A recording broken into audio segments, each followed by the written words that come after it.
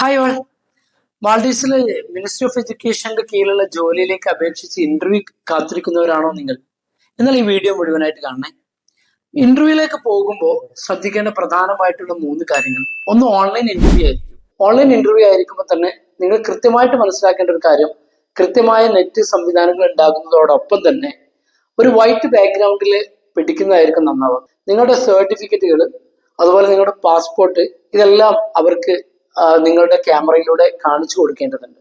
Plain ആയ ഒരു സ്ഥലത്ത്, ആക്സസിബിൾ ആയ ഒരു സ്ഥലത്ത് നിൽക്കുക. രണ്ടാമത്തെ കാര്യം, ഇന്റർവ്യൂ അറ്റൻഡ് ചെയ്യുമ്പോൾ കൃത്യമായ സെൽഫ് ഇൻട്രൊഡക്ഷനും CV-യും ഒക്കെ കൊടുക്കുന്നതോടൊപ്പം നിങ്ങളുടെ സബ്ജക്റ്റുമായിട്ട് കൃത്യമായിട്ട് പഠിക്കുക.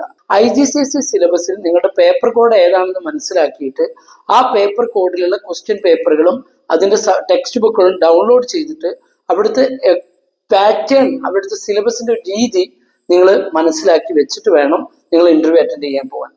മറ്റൊരു പ്രധാനപ്പെട്ട പ്രശ്നം ഉള്ളത് എന്താണെന്ന് വെച്ചാൽ, അവരുടെ സമയം തരും. ആ സമയത്ത് നമ്മൾ അത് അറ്റൻഡ് ചെയ്തിട്ടില്ലെങ്കിൽ പിന്നീട് എപ്പോൾ നമുക്ക് ചാൻസ് കിട്ടും എന്നുള്ളത് പറയാനൊക്കത്തില്ല. കാരണം അവര് ഒരു സമയം വെച്ച് കഴിഞ്ഞാൽ പിന്നെ അവർ പോയി കഴിഞ്ഞാൽ വേറെ കാൻഡിഡേറ്റിനെ അവർ പെട്ടെന്ന് തന്നെ സെലക്ട് ചെയ്യാനുള്ള സാധ്യത കൂടുതലാണ്.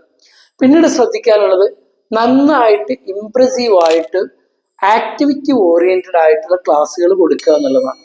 നമ്മളൊരു സബ്ജക്റ്റിന് പറയുമ്പോൾ എത്രയും നന്നായിട്ട് ബ്രീഫ് ആക്കിയിട്ട് ആ ആക്ടിവിറ്റി ഓറിയന്റഡ് ആയിട്ട് ആ സബ്ജക്റ്റിനെ കുട്ടികളിലേക്ക് എത്തിക്കുന്ന രീതിയെ അവലംബിക്കുക.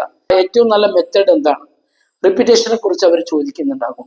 ആക്ടിവിറ്റി ഓറിയന്റഡ് ആയ ക്ലാസ്സുകളെ കുറിച്ച് ചോദിക്കുന്നുണ്ടാകും. പ്രോബ്ലം ബേസ്ഡ് ലേണിംഗ് അല്ലെങ്കിൽ പ്രൊജക്റ്റ് ബേസ്ഡ് ലേണിംഗ്, PPL, അതാണ് ഇപ്പോൾ മാൽഡീവ്സിൽ ഓടിക്കൊണ്ടിരിക്കുന്നത്. അല്ലെങ്കിൽ പോർട്ട്ഫോളിയോ ലേണിംഗ്. ഇതിനൊക്കെ കുറിച്ചിട്ടുള്ള ഒരു ധാരണ നിങ്ങൾ ഉണ്ടാക്കി വെക്കുന്നത് നന്നായിരിക്കുമെന്നാണ് എൻ്റെ ഒരു കാഴ്ചപ്പാട്. Thank you.